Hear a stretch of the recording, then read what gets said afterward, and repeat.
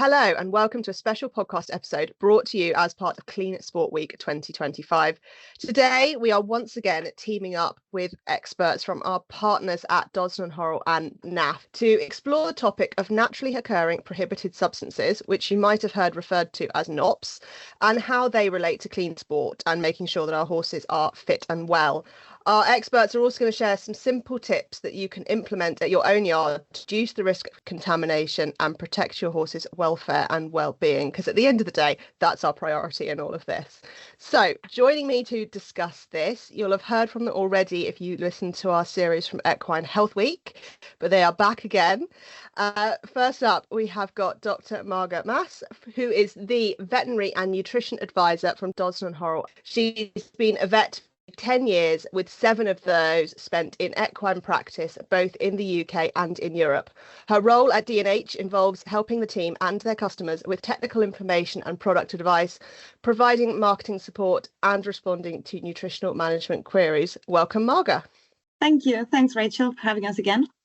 We're delighted to have you. And joining us as well is Kate Hore, who is the head nutritionist at NAF, where she has worked for nearly 28 years. A registered equine nutritionist, she's a member of the British Equestrian Trade Association's Feed Committee, secretary of the European Workshop on Equine Nutrition Association, and has been widely published on a variety of nutrition topics. Welcome, Kate. Hi, Rachel. Nice to be talking to you and Marga again. As with Marga, we are delighted to have you as well.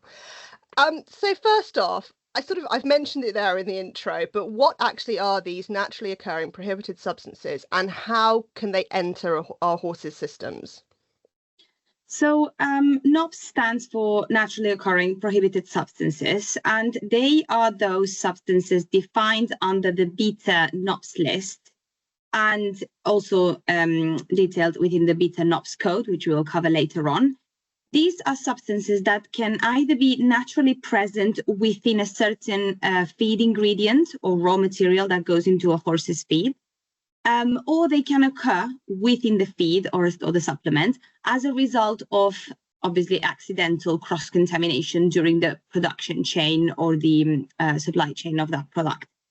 So for the purpose of the beta NOPS code, these substances are broken down depending on their priorities. So we have a high priority list, a low priority list, and then a herbal list, which we will give some examples of. The high priority list contains substances such as caffeine, theobromine, which is a component of cacao. We also have theophylline, which is the substance present in tea. Morphine, atropine, codeine, etc. These are considered the high priority ones. And then within the low priority ones are substances that can be found naturally in certain plant materials. For example, there is a substance called hordenine, which accidentally can be found in barley products. Yeah, and in addition to that, we have the herbal list that Marga just touched on, and that's things like valerian, which we traditionally we might be looking to use as a calmer, but would now not be suitable for competition horses. And more recently, from 2016, which I say recently, nearly 10 years ago, devil's claw harpagophytum, which is the active substance within devil's claw, that was added to the herbal list as well.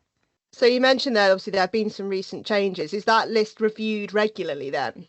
Yes, absolutely. The list is reviewed, and that's an ongoing process. And actually, sort of Beta are looking at it currently in terms of, are there any new substances of interest? Are there any substances of interest that are not strictly a NOPS, a natural substance, but they might drop into accidental contamination as well? So yes, it's always under review, and as and when there are updates, those are published into the revised list. Yeah. I was just going to say it's also worth mentioning that these reviews are also done in conjunction or in collaboration with sports regulatory bodies, as in equestrian sport regulatory bodies. So the changes on the beta NOPS code may reflect changes with regards to FEI rules or IFHA rules, which are the racing authority. And the full list, if you do need to find it, is on the BETA website and also on the FEI website as well. You can find it there. So we've talked about these substances and some of the examples, but how does that relate to clean sport then, which is our theme for this week? So I'm sure you've probably covered elsewhere in your theme. Equestrian clean sport actually sort of comes from WADA clean sport, if you like. And it's really just the principle of wanting to have a level playing field, which I think we can all get on board with. We all want, when we go out and compete at whatever level, we want to know that we're competing fairly and we're competing on an even playing field with those around us. So that means that we as riders are competing fairly, but also obviously equestrianism is unique really in that you have this other body involved who also has to be competing fairly. So yeah, it's really about having that level playing field. But for all of us, and I think Marga can probably expand on this as a vet, it's also actually about equine welfare as well, isn't it, Marga? Yeah, absolutely. Especially when we are talking about substances that could affect the horse's pain threshold or pain levels. So the presence of such substances within the horse's body may mask pain, which could therefore lead to the use of that horse in competition when they really shouldn't from a welfare perspective. And I think when it comes to again, the awareness of these NOPS is also important to highlight that both the FEI and the IFHA state that such substances have no threshold. Therefore, there is zero tolerance to the presence of these substances within the horse at the time of competing. And therefore, there is this collective effort that Kate was talking about to ensure that such substances are not to be found in feeds and supplements for competition horses. We can discuss later on, perhaps in more practical terms, how that relates to the day-to-day management of a yard, particularly where both competition and non-competition horses coexist. Well, I think that's a really important point there about you're saying there, Margaret, about the fact that these substances can change the horse's pain threshold, and if they've got them in their system, they might be doing things that they might not otherwise be comfortable doing, and we can push them beyond their limits. And obviously, at the end of the day, equine welfare and well-being is our priority in everything we do, and that's why this becomes such an important topic, and it's why it's so important that people have an awareness of it, because it can be easy to sort of say, oh well, why does this really matter, and actually this is exactly why it matters. So we talked there, why this is so important and why we need to know about it. I'm guessing as well there's going to be an importance there if we're talking about foreign substances entering the horse's system, ones that we are not intending to be there. There must be a relevance there for non-competition horses as well as competition horses and the clean sport side of things. Yes, absolutely. I think for both, for both competition and non-competition, if you've got youngsters or at the other end of the age scale, if you've got retired horses, something like the NOPS scheme, it's a very essentially what it is, and we'll perhaps talk in a bit more detail later, but essentially it's just a high quality audit.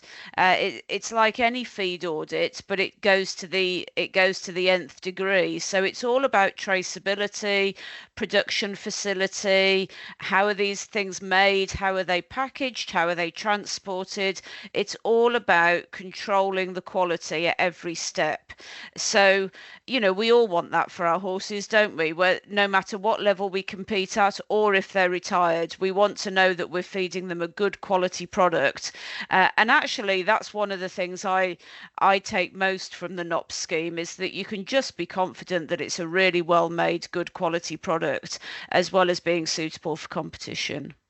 Yeah, I would 100% agree. I think ultimately the BETA NOPS scheme offers a level of reassurance that when a company is accredited under this scheme is because they wish to demonstrate that they are compromised with or committed rather, to best practice in minimizing that risk of contamination and the presence of such NOPS.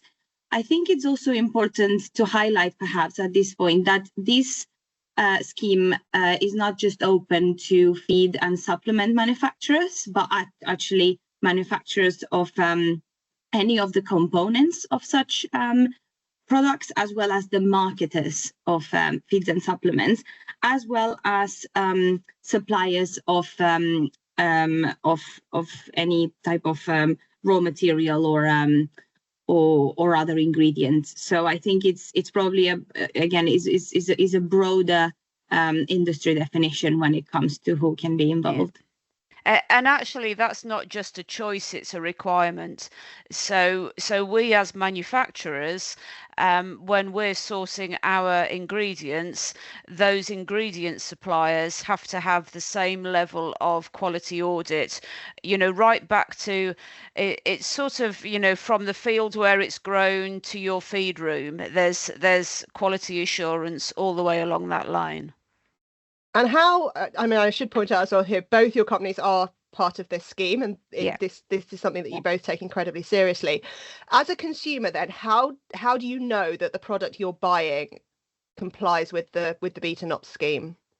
So there's a very simple logo on the packaging. It's a Beta logo, and there are a couple of different Beta logos, depending on that. Beta covers a number of different schemes. So a company might just be a Beta member. That doesn't mean that they're NOPS assured, or they might be signed up to one of the other schemes, such as the EGA scheme or something which is not necessarily aligned. So you do have to look specifically for that wording, naturally occurring prohibited substances, which is written around the logo. Have a good look at the logo. And the other way to do it is simply on the Beta website. There is a company checker on there, and you can pop your company name in and see whether the feed you're using is aligned or not. And of course, the other most simple way is to ask the company. And does that logo then, is that 100% guarantee that you're not going to find these products in your feed? No, that logo is never 100% guarantee. It's just again an assurance seal of the commitment of that business to external audit periodically, external audits to assure that the good practices are put in place to minimize that risk. In a similar vein, we tend to not recommend following claims on product packaging with regards to FEI compliance, for instance. The FEI itself discourages the following of that principle when it comes to choosing a feed or a supplement, because it's actually not something that the FEI offers. For example, that auditing system to ensure that a feed or a supplement is compliant with their rules, but actually it's the responsibility on the one side of the manufacturer of that product to minimize the risk of NOPS, as well as the role of the person responsible, which in all cases is ultimately the rider of the horse or the driver, so that they are, to the best of their knowledge, sure that the feed or the supplement that they are giving to that horse doesn't contain NOPS. Yeah, and I think that it's a really important point to make about the guarantee. We don't make a guarantee. No NOPS accredited company will make a guarantee. And I think you do see companies marketing saying 100% safe to compete on, 100% guaranteed, no banned substances. Such is the complexity of possible contamination.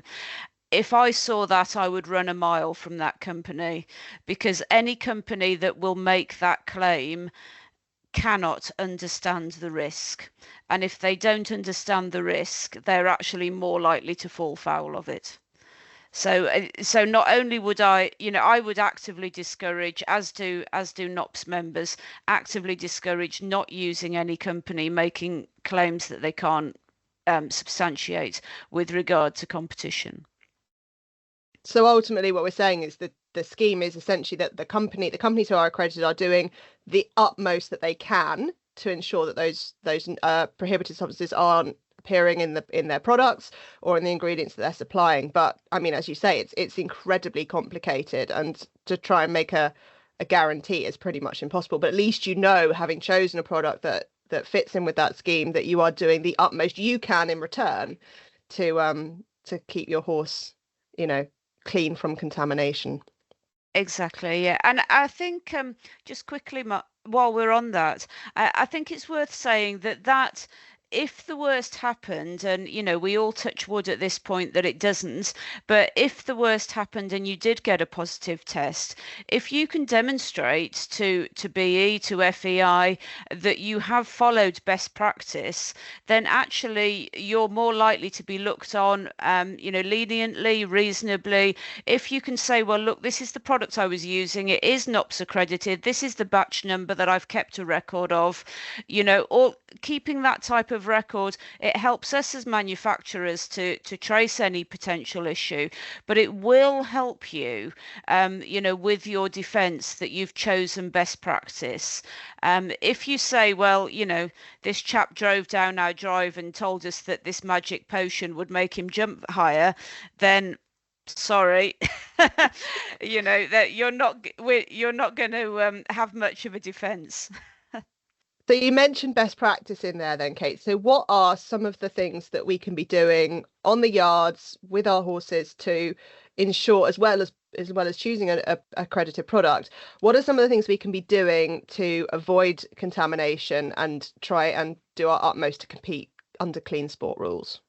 So I think from a vet perspective, it's also worth mentioning the controlled medication category. So I know we've been speaking all along about NOPS as a broader category of substances.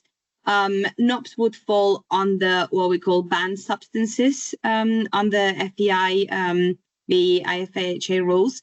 But these actually belong to a wider category, which is called prohibited substances. People use the banned word a bit interchangeably, but actually they make a clear differentiation, as in the regulatory bodies differentiate clearly between what is a prohibited substance for which there is no tolerance, therefore no threshold, therefore it can't be used, not even in training, with controlled substances, which may include medications that are authorized to be given as long as a withdrawal time is observed before the horse enters a competition.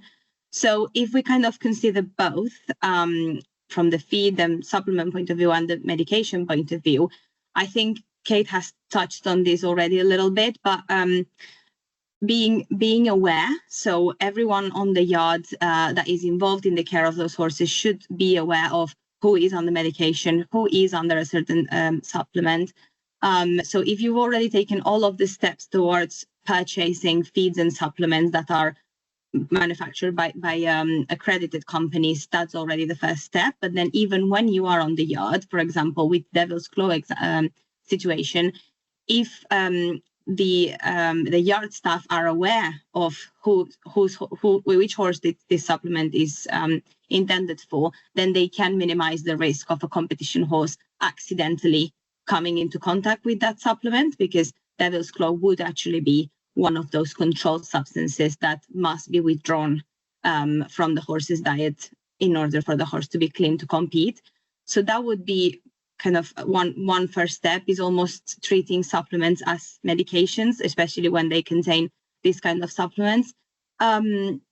One good strategy in that regard is perhaps having, when it comes to medication or supplements containing controlled substances, is to have one person dedicated to it, so one person responsible for delivering that, and then being quite aware when it comes to hygiene, so washing hands between horses, avoiding the sharing of feed buckets, for example. There is a huge risk of accidental ingestion of either medication or supplements when horses share buckets and the buckets are not rinsed in between.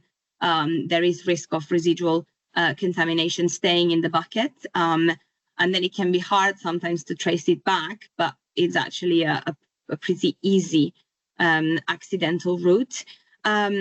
And then also from a vet point of view, especially with oral medications, it's important to dispose adequately of any residual medication that may be left on the yard. Sometimes a horse will be weaned off a treatment after a certain period of time, even when we still have a little bit of medication left. It's important to get rid of it in the adequate manner. You can either give the residual amount to your vet, or you can take it to a local pharmacy, but not having it, around, kind of exposed in the feed room, which would be definitely the biggest concern. And then also from a staff behavior point of view, which again it can be an easy route to problems or even disaster, is the consumption of coffee, chocolate, tea in the feed room, especially at competition yards, where that accidental contamination with those actually NOPS substances that are present in coffee, tea, chocolate, etc. can, even tobacco. I know that there is less people smoking these days, but it can actually happen. I don't know, Kate, would you like to add anything else? Yeah, I think those are really good points. I mean, the point about Devil's Claw is exactly a good example of, just because they're controlled under the FEI doesn't mean you can't use them. You absolutely can use Devil's Claw, and it has its uses in horses that aren't in competition. But we would say, because it's on the FEI list, treat it like a medicine, keep it in your medicine cabinet. Really simple tips. We recommend, if there are horses on the yard who are on medication or are on something like Devil's Claw, they get a bright red bucket, bright red stirrer, so it's a different colour, as well as the hygiene, different colour. Staff training, make sure that everyone is aware of the risk and aware of the potential issues. There have been some cases, it's happened more than once, where maybe a member of staff on the yard has, let's say, been smoking something they shouldn't have been smoking, and then they might just relieve themselves at the back of the stable. The horse nibbles on the bed, and that has resulted in a positive test. It sounds silly, I know, but it has done. So things like that, and good hygiene for visitors as well. I think we don't have many positives to take from the pandemic, do we? But I think one thing we can take is that it taught us all about hygiene. So I think in this day and age, you can have a hand sanitizer on your entrance gate, and you can have a sign saying, please don't touch the competition horses, please don't feed the competition horses. Something very simple for any visitors to the yard. So yeah, there are some easy sort of practical wins that you can take there as well.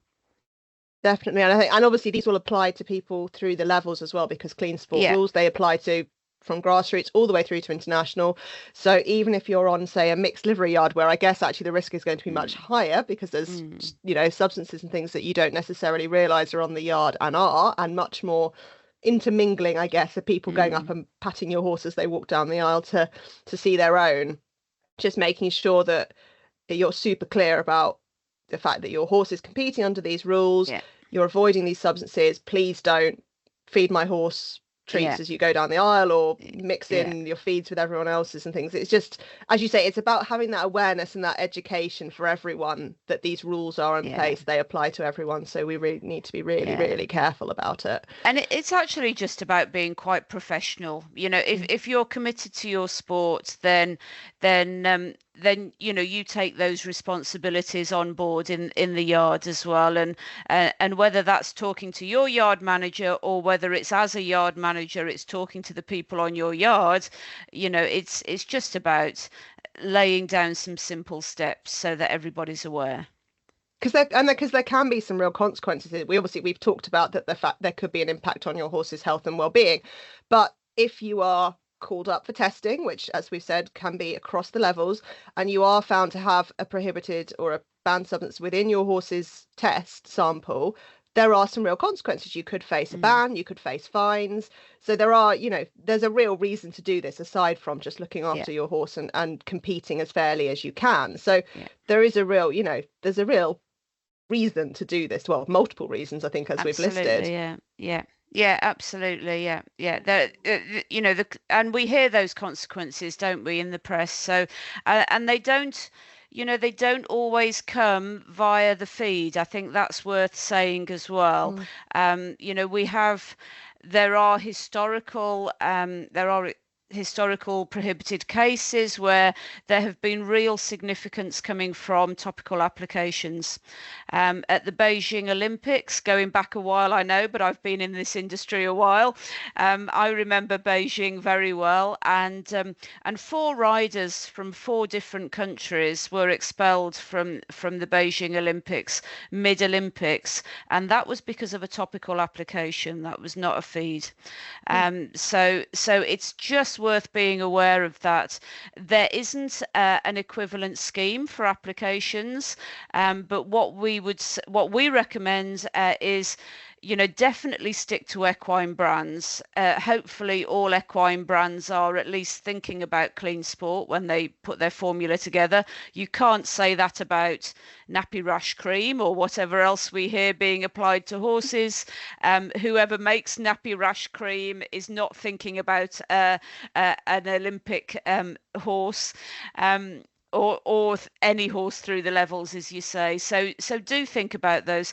As a manufacturer who do both applications and feed, we apply the same risk assessment to our applications as we do to our feed. So we look at the production and we look at the ingredients in exactly the same way as we would for feed. So I think that it's useful that we can bring that knowledge to that side of things. But even if it's not a supplement manufacturer you're buying from, please just stick to an equine manufacturer and maybe ask them what risk assessment they've done for clean sports, because it definitely can be applications as well as in the feed bucket. And Marga, I suppose as well, it's probably worth having a chat with your vet as well if you've got any concerns about anything either you're feeding him or, as Kate's mentioned, the topical applications as well.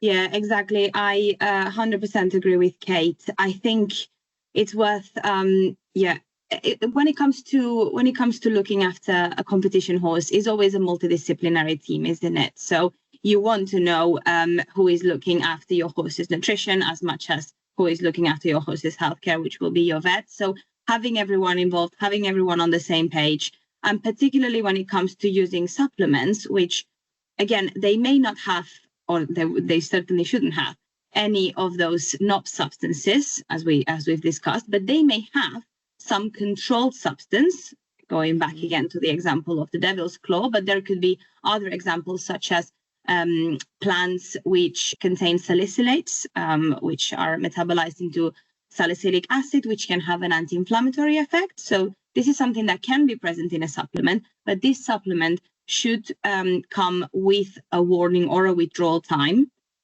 which reflects that the company knows that the concentration of that plant substance in that supplement has been studied so that it is flushed out or removed from the horse's body in a known period of time. And the way these things are worked out is generally because these are substances for which there is a known so-called screening limit. So the screening limit is basically the level of that substance in the horse's blood that can be detected by a validated method of testing. So I know this is getting a bit technical here, but the vet should be able to support you in terms of working out what is the adequate withdrawal time for that substance that you may be giving to your horse. So an example for devil's claw in most products that are available on the market would be 5 days before competition, again, based on the fact that we know that this is how the horse's body deals with that substance, and that's the time that it should be withdrawn before competition. But I totally agree with you, Rachel, that your vet is probably the most knowledgeable person when it comes to detection times and withdrawal times, which, if anybody is interested, the detection time plus a safety margin to adjust for the fact that every horse is different leads you to the withdrawal time. So the withdrawal time pre-competition will always be longer than the actual detection time of that supplement. Of that substance. Yeah. And I think it's, the other thing I would say is if you're looking at products that have, particularly if it's a medication, then absolutely your vet will be able to advise you. If it's a supplement, and you're competing regularly, I would get in touch with the manufacturer and say, well, actually, what alternatives do you have? We can certainly recommend alternatives. Devil's Claw, we actually only recommend for horses who are not competing. So have a chat. There should be no reason to sort of, within the supplement range, there should be no reason to sort of play this numbers game on withdrawal. And I would say just go and look for an alternative. And I think the other thing that's important to say with supplements when we're talking about this risk, Marga's absolutely right. Some of them, like valerian, like devil's claw, they are not suitable. What can happen is that can lead to people thinking, oh, supplements aren't suitable, and that's actually not true. The evidence is quite the evidence is very, very clear from the FEI's own testing laboratories that the right supplement used within a competition horse's diet has no more risk than the right feed. It's about choosing correctly in both feed and feed supplements, but it's not about being particularly worried about one or the other. So long as you're following those guidelines, so long as you're using the Beta NOPS logo, then there is no more risk to feeding the right supplement than there is to feeding the right feed. Very well summarised there. We've obviously covered quite a lot of information here, and in a way, we've only just brushed the surface. Hopefully, we've touched on the most important points. But there are, if people are listening and they want more details about what we've been talking about, or they want to read up on this a little bit more, what resources are available out there for them to go and have a look at? So the Beta website and that company checker that Kate mentioned is probably a very, very good starting point, especially if you want to figure out initially whether the supplier that you're using for your feed or your supplement is accredited. Then the FEI has quite an extensive hub of information when it comes to prohibited substances, but I question whether it is very user-friendly unless you are a vet, and even if you are a vet, I should say.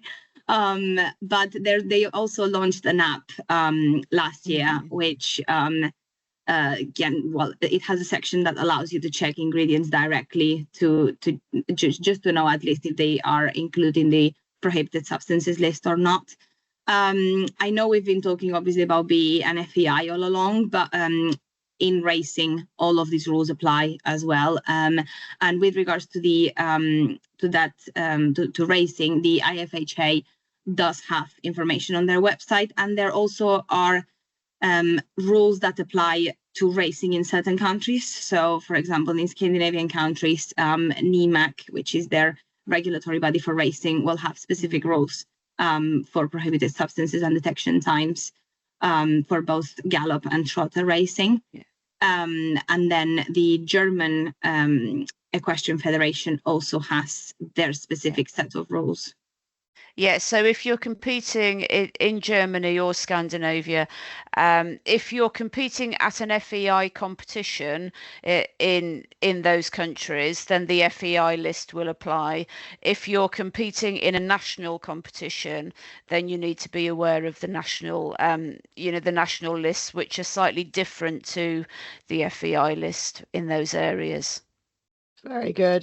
So if you're wanting to find that company checker that has been mentioned several times and the full list of the NOPS products on the Beta website, you can find that at beta-uk.org. There are also resources available on the British Equestrian website for both human and equine anti-doping, and there's also a full list of best practice tips as well. Some of the ones obviously we've mentioned so far today, you can find that at britishequestrian.org.uk, and if you go under the competitors tab, there are both options there for human and equine, so do check those out if you are competing. As we've said several times, these rules apply at all levels of competition. So even if you're heading out for your first prelim dressage test or B80 or, first time out show jumping, give them a check, have a read, have a look, make sure you understand the rules, because you could be called up for testing. And it's probably also worth mentioning, we have briefly touched on the FEI, their prohibited substances list that gets updated on the 1st of January each year. And it is your responsibility as a competitor to make sure that you have checked those revisions and you are aware of any changes and adjusted your management of your horses accordingly. So do make sure that you have a look at that when the new list comes out. We're coming rapidly to the end of this, but have either of you got anything maybe we've missed, or any key takeaways for our listeners that they should be really, really keeping in mind as they go back to their yards and their horses? I think my thing would be just remember your own responsibility. We as manufacturers, we have a responsibility, but if we're honest, that responsibility ends when our product arrives at the feed merchant, at the tack shop. When you buy that product and take it home to the yard, it's your responsibility. So be aware of your own responsibilities, and just treat it professionally. Keep records. We do a feed and supplement logbook. If you're going competing, make a note of all the feeds and all the supplements you're using with their batch numbers. Go into it with a professional outlook, and make sure that you're using beta NOPS. Yeah, I think I agree very much with that. I would also add communication. So communicate with your team, communicate with your vet. And if anything wrong should happen, communicate with the authorities and cooperate with the investigation, which is always made somewhat easier if you know what practices are in place and you can refer back to a reputable company. Brilliant. Thank you very much so much for joining us today and for sharing your wisdom once again. I hope you've enjoyed talking to us today. Yeah, it's been lovely. Thank you, Rachel. Yeah, thank you for having us. We have loved having you, and thank you to everyone at home who is listening. We hope you will join us soon for another podcast episode, and also, if you haven't yet, make sure you check out our back catalogue of episodes. As I mentioned, Kate and Marga were sharing their insight into nutrition across your horse's lifetime for Equine Health Week, and we covered lots of other really interesting topics there for all the key milestones in your horse's life, from conception all the way through to the end. And there's also loads of other really interesting stuff on there. There's a series of episodes that we did for Female Health February. There's previous iterations of Equine Health Week as well, with lots of other topics, and some one-off episodes as well. I think one of the most recent ones we had was all about stress and how you can manage that when you're competing. So do give those a listen. Whichever platform it is that you found this one on, you will find them there. So take a look. Thank you very much, everyone, and we hope you will join us again soon.